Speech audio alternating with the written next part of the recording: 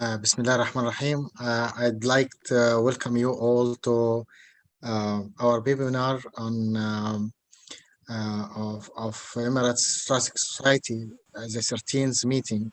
And today we are the respiratory infection group will take over this meeting. At first, I'd like to welcome our elegant head of the society, Professor Dr. Ashraf Zahabi, head of the Emirates Thoracic Society and head of the respiratory division of Zayed Military Hospital in Abu Dhabi. Our meeting today is having two parts. The first part about respiratory infection group. This part will be, I'll share this one with my colleague, Professor Dr. Widad Ahmed. She is going to talk to us about challenging real cases of COVID.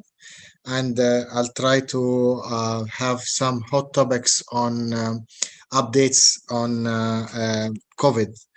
And the second part of the meeting will be chaired by our elegant Professor Dr. Ashraf Zahabi, who will chair the second part of the meeting.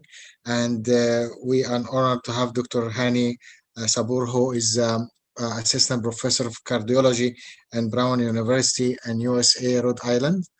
And he will talk about achieving long-term outcomes in pulmonary artery hypertension.